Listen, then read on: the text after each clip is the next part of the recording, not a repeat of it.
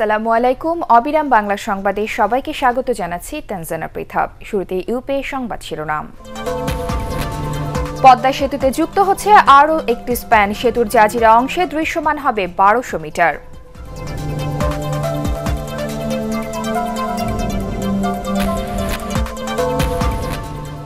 এবং গ্যাসের দাম বাড়ালে বিপর্যয়ে পড়বে শিল্প কারখানা, উদ্বেগ বস্ত্র ও পোশাক খাতের 3 সংগঠনের।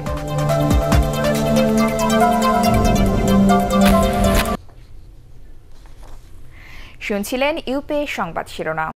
এবারে বিস্তারিত। পদ্মা সেতুর নবম স্প্যান বসতে যাচ্ছে আজ। কিছুক্ষণের মধ্যে জাজিরা প্রান্তে পদ্মা সেতুর 34 ও 35 নম্বর পিলারের উপর বসানো হবে স্প্যানটি। 150 মিটার লম্বা ও প্রস্থ 13 মিটার বিশাল স্প্যানটি বসানোর পর জাজিরা প্রান্তে বসানো হবে মোট 8টি স্প্যান। এতে দৃশ্যমান হবে সেতুর 1200 মিটার। এছাড়া মাওয়া পয়েন্টে একটি স্প্যান বসানো হয়েছে। এর ফলে পদ্মা সেতু দৃশ্যমান হবে 1350 মিটার। সেতুতে মোট 42টি স্প্যান বসানো হবে। এছাড়া পদ্মা সেতুতে রোডওয়ে স্ল্যাব বসানো শুরু হয়েছে। মঙ্গলবার 41 ও 42 নম্বর খুঁটির উপর 2 মিটার দৈর্ঘ্য ও 2 মিটার প্রস্থ রোডওয়ে স্ল্যাব বসানো হয়েছে। এর আগে 2017 সালের 30 সেপ্টেম্বর 37 ও 38 নম্বর পিলারের উপর প্রথম স্প্যান বসানোর পর পর্যায়ক্রমে আরও 8টি স্প্যান বসানো হয়। এতে পদ্মা সেতুর কাজের সার্বিক অগ্রগতি হয়েছে 63%। এছাড়া মূল প্রকল্পের কাজের 73% শেষ করেছে সেতু বিভাগ। চলবে। আগে বেকার ছিল পোলাপাইন, এখন কোনো বেকার নাই, সবাই প্রজেক্টে কাজ করতেছে। আমাদের এলাকায় যাতায়াতের জন্য আমাদের এলাকার অনেক উন্নয়ন হবে। আমাদের এলাকায় মেল ফ্যাক্টরি হবে, যাতে করে আমাদের এই জাজিরা উপজেলা অনেক সুন্দর হবে। আমাদের শরীয়তপুর একটা ডিজিটাল জেলা হিসাবে পরিণত হবে। শরীয়তপুর, জাজিরা এবং নড়িয়ার উন্নয়নের জন্য সবচেয়ে বেস্ট হবে এবং যাতায়াতের জন্য আমরা খুব শর্টকাটে যে গ্রামের বাড়িতে আসতে পারবো। দর্শক, পদ্মা সেতুর জাজিরা প্রান্তে রয়েছেন আমাদের শরীয়তপুর প্রতিনিধি রকুনুজ্জামান পারভেজ। সরাসরি কথা বলছি তার সঙ্গে। পারভেজ, স্প্যান বসানোর কাজ কি শুরু হয়েছে?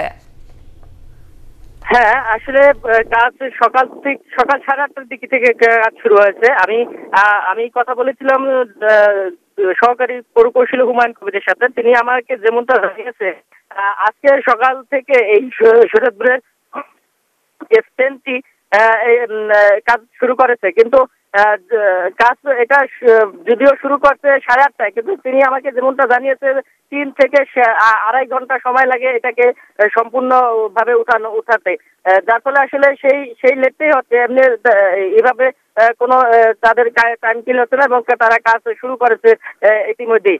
এছাড়া আপনার আরেকটু জানিয়ে রাখি, এটা কিন্তু 34 এবং 35 নম্বর পিলারে স্প্যানটি বসানো হচ্ছে এবং এই 34-35 নম্বর স্প্যানটি উঠানো হলে প্রায় 1 কিলোমিটার সেতু,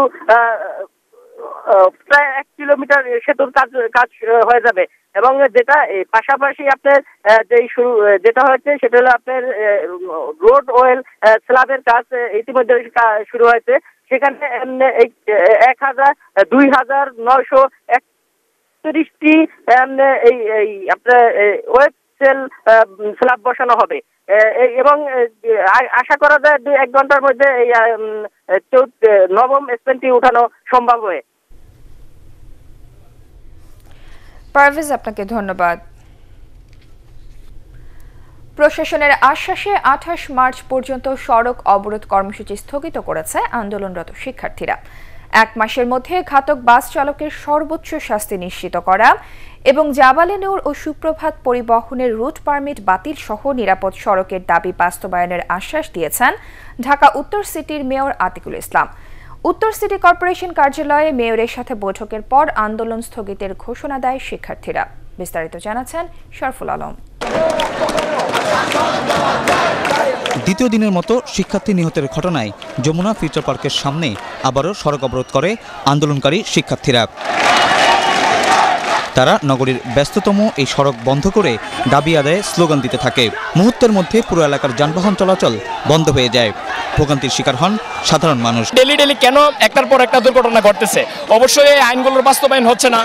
এক পর্যায়ে ঢাকা সিটি কর্পোরেশনের মেয়র আতিকুল ইসলাম প্রগতি সরণিতে আবরার আহমেদের নামে ফুট ওভারব্রিজের ভিত্তিপ্রস্তর স্থাপন করেন। পরে তিনি শিক্ষার্থীদের ক্লাসে ফিরে যাওয়ার অনুরোধ জানান। ডিএমপি কমিশনার ও বিইউপির ভিসিও শিক্ষার্থীদের অবরোধ তুলে নেওয়ার অনুরোধ করেন। যে কোনো মূল্যে বেপরোয়া চলাচল বন্ধ করতে হবে। ফিটনেসবিহীন গাড়ি রাস্তায় থাকলে সেগুলোকে কেটে স্ক্র্যাপ করে দেওয়া হবে। 2-1 দিনের মধ্যে এটা আপনারা দৃশ্যমান দেখতে পাবেন। আমরা নিরাপদ সড়ক চাই এবং যতদিন পর্যন্ত সড়ক নিরাপদ না হচ্ছে কর্তৃপক্ষের প্রচেষ্টা আন্তরিক থাকুক, এটাই হচ্ছে আমাদের কাম্য। তবে এসব আশ্বাসের পরও সব দাবি আদায় না হওয়া পর্যন্ত আন্দোলন চালিয়ে যাওয়ার ঘোষণা দেয় বিক্ষুব্ধ শিক্ষার্থীরা। যাতে করে ড্রাইভার যারা আছে তাদেরকে যেন বিআরটিএ থেকে সুন্দরভাবে শিখিয়ে তারপরে ওদেরকে পারমিটটা দেওয়া হয়। আমাদের যতক্ষণ পর্যন্ত দাবি বাস্তবায়ন না হচ্ছে আমরা এটা চালাই যাব। দেশের সব জায়গায় এই ওভারব্রিজ প্লাস আমাদের সুরক্ষা না দেওয়া হবে ততক্ষণ পর্যন্ত আমরা রাস্তাঘাট ছাড়ব না। আন্দোলন প্রত্যাহার না করায় BOP, north south, east West independent ইউনিভার্সিটির শিক্ষার্থীদের সাথে আবারও ঢাকা উত্তর সিটি কর্পোরেশনে আলোচনায় বসেন প্রশাসনের কর্মকর্তারা। বৈঠক শেষে মেয়র শিক্ষার্থীদের সব দাবি মেনে নেওয়ার আশ্বাস দেন।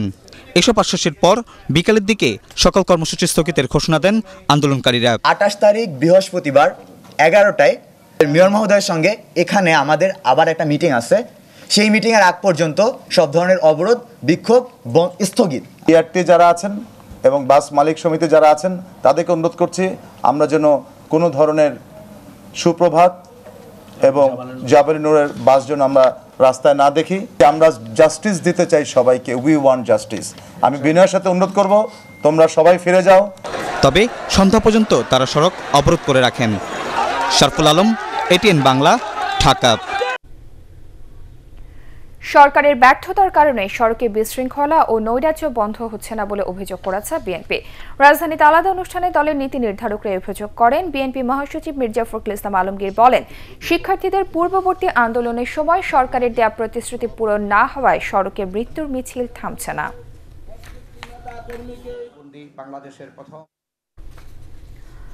গ্যাসের দাম বাড়ালে শিল্প কারখানা বিপর্যয়ে পড়বে বলে উদ্বেগ জানিয়েছেন দেশের শীর্ষ 3 ব্যবসায়ী সংগঠনের নেতারা। বস্ত্র ও পোশাক খাতের 3 সংগঠন বিজিএমইএ, বিকেএমইএ এবং বিটিএমইএ এর যৌথ সংবাদ সম্মেলনে এই উদ্বেগ জানানো হয়।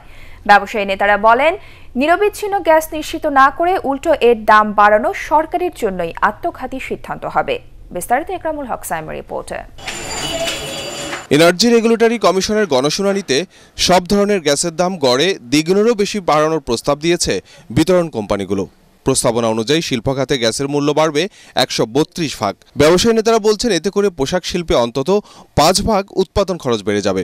একই রকমভাবে বেশি খরচ গুনতে হবে বিদ্যুৎ, পরিবহন সহ আনুষঙ্গিক সব খাতেই। এই প্রস্তাবনা শিল্পের প্রবৃদ্ধি ও বিকাশের সাথে সম্পূর্ণরূপে সাংঘর্ষিক। এই মূল্যবৃদ্ধি বস্ত্র ও পোশাক খাতের জন্য ভয়াবহ বিপর্যয় ডেকে আনতে পারে। সকল শিল্পই ক্ষতিগ্রস্ত হবে। ব্যবসায়ী নেতাদের দাবি, গত 10 বছরে 6 বার গ্যাসের দাম বাড়ানো হলেও নিরবচ্ছিন্নভাবে সরবরাহ পাওয়া যায়নি। একই সাথে দীর্ঘদিন ধরে শিল্প কলকারখানায় নতুন গ্যাস সংযোগ বন্ধ থাকায় দৃশ্যমান হতে পারেনি নতুন উদ্যোগ। কোনো মতেই গ্যাস বিদ্যুতের মূল্য বাড়ানো যাবে না। গ্যাস বিদ্যুতের মূল্য বাড়লে আমাদের এই সেক্টরে একটা মহামারী আকার ধারণ করবে।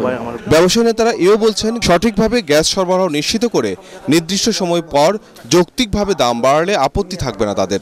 এলএনজি সহ আমাদের যে নিজস্ব গ্যাস আছে, দুইটা সমন্বয় করে যে প্রাইসটা হবে সেই প্রাইসটা দিতে আমাদেরও কোনো আপত্তি নাই।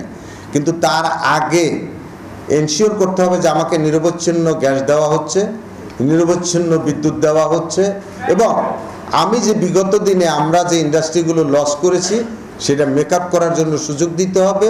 সরকার যদি শিল্পের মালিকদেরকে আগামী 10 বছর ফোরকাস্টটা দিয়ে দেয়, প্রতি বছর এত % বাড়বে, আমরা সেইভাবে শিল্পের আমরা অ্যাপ্রাইজালগুলি করব, আমরা সেইভাবে ফিজিবিলিটি করে আমরা সেইভাবে ইন্ডাস্ট্রিগুলিকে বানাতে পারি। রাজধানীর কারওয়ান বাজারে বিজেএমইএ এর কমপ্লেক্স মিলনায়তনে যৌথ সংবাদ সম্মেলনে বিজেএমইএ, বিকেএমইএ ও বিটিএমএ ছাড়াও বিভিন্ন ব্যবসায়ী সংগঠনের নেতারা উপস্থিত ছিলেন। ইকরামুল হক সায়েম, এটিএন বাংলা, ঢাকা। হাজারো লালন অনুসারী এবং ভক্তদের পদচারণায় কুষ্টিয়ার ছেউরিয়ায় বাউল সম্রাট লালন শাহের দোলসব ও সাধু সঙ্গ শুরু হয়েছে। সংস্কৃতি মন্ত্রণালয়ের সহযোগিতায় 3 দিনের আয়োজনে আজ উৎসবের দ্বিতীয় দিন। এরই মধ্যে দোল উৎসবে যোগ দিয়েছে দেশ বিদেশের মানুষ। ছুটে এসেছেন সাধু, গুরু, বাউল ও ভক্তরা।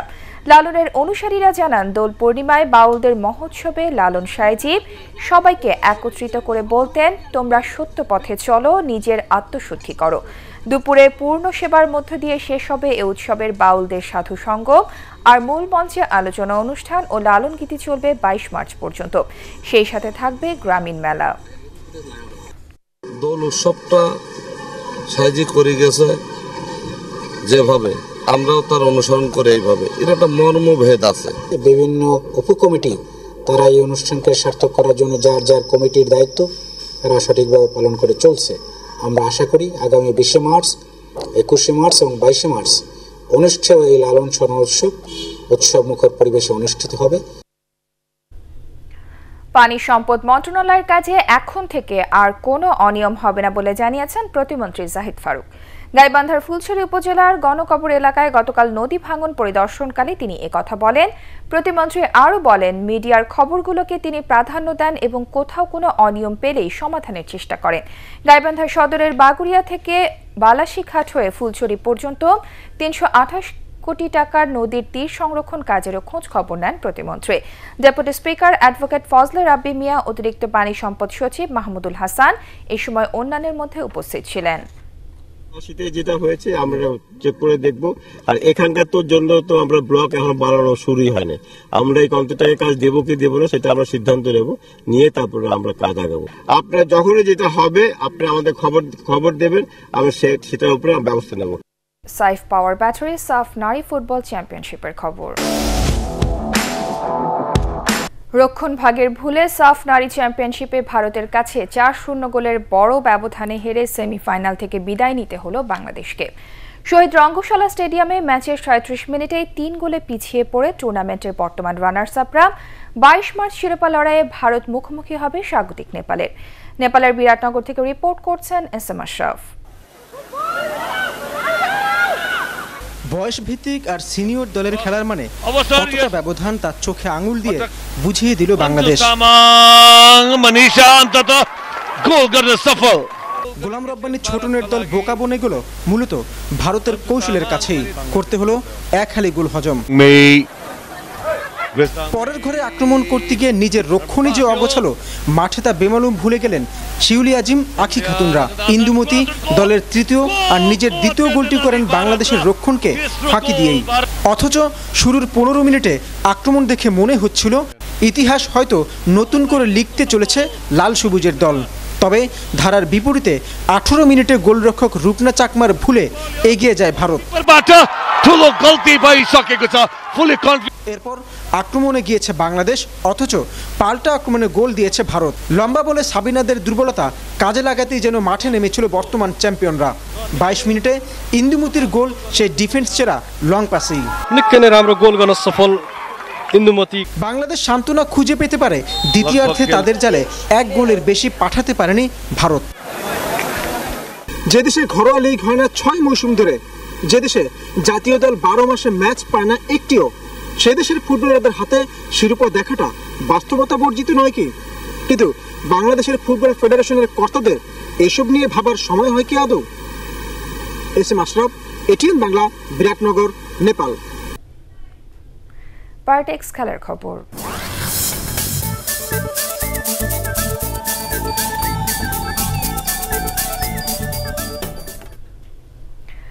ইউরোপের ফুটবলময় রাতে প্রীতি ম্যাচে জার্মানিকে রুখে দিয়েছে সার্বিয়া। জার্মানির উলফসবুর্গে খেলাটি 1-1 গোলে ড্র হয়। অন্য ম্যাচে ত্রিনিদাদ ও টোবাগোকে একমাত্র গোলে পরাজিত করেছে ওয়েলস। আরও জানাচ্ছেন পরাগ আরমান। বিশ্বসেরার মর্যাদায় রাশিয়া বিশ্বকাপে গিয়ে গ্রুপ পর্ব থেকে বিদায় নেয় জার্মানি। উয়েফা নেশনস লিগেও ব্যর্থ। 2018 সালে মোট 6 ম্যাচই পরাজয়। অথচ এর আগে 1 বছরে কখনোই এত ম্যাচ হারেনি জার্মান পাওয়ার হাউস। সব মিলিয়ে সব শেষ ম্যাচের একাদশে 6টি পরিবর্তন এনে সার্বিয়ার বিপক্ষে খেলতে নামে জার্মানি। কিন্তু শুরুটা মোটেও ভালো ছিল না। বল দখলে এগিয়ে থাকলেও খেলার 12 মিনিটে ফ্র্যাঙ্কফুর্টের ফরওয়ার্ড ইয়েভিচের গোলে পিছিয়ে পড়ে স্বাগতিক Germany. Eerste kans, wordt gefluit. পিছিয়ে থেকে ম্যাচে ফেরার চেষ্টা করে তারা, কিন্তু কয়েকবার সুযোগ তৈরি করেও প্রথমার্ধে সমতায় ফেরা হয়নি। গোল শোধের চেষ্টায় দ্বিতীয়ার্ধের শুরুতেই সার্বিয়ার সীমানায় আক্রমণ চালায় জার্মানরা, তবে সার্ব গোলকিপার দিমিত্রোভিচের দৃঢ়তায় সমতায় ফেরা হয়নি তাদের। অবশেষে খেলার ৬৯ মিনিটে বায়ার্ন মিউনিখ মিডফিল্ডার গোরেৎসকা ম্যাচে সমতায় ফেরান। এদিকে অন্য প্রীতি ম্যাচে অতিরিক্ত সময়ে উডবার্নের দেয়া একমাত্র গোলে ত্রিনিদাদ এন্ড টোবাগোকে পরাজিত করে গ্যারেথ বেলের দল ওয়েলস। পরাগ আরমান, এটিএন বাংলা। শেষ করার আগে ইউপে সংবাদ শিরোনাম আরও একবার। পদ্মা সেতুতে যুক্ত হচ্ছে আজ আরও একটি স্প্যান, সেতুর জাজিরা অংশে দৃশ্যমান হবে ১২০০ মিটার।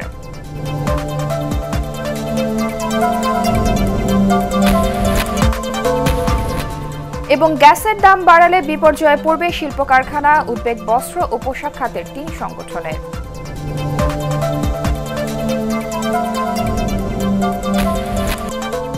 দর্শক, এই ছিল অবিরাম বাংলা সংবাদে। পরবর্তী সংবাদ দেখার আমন্ত্রণ জানিয়ে শেষ করছি। এছাড়া এটিএন বাংলা সংবাদ ইউটিউবে দেখতে ব্রাউজ করুন www.youtube.com/ATNTubeNews। সাবস্ক্রাইব করে এটিএন বাংলার সাথেই থাকুন।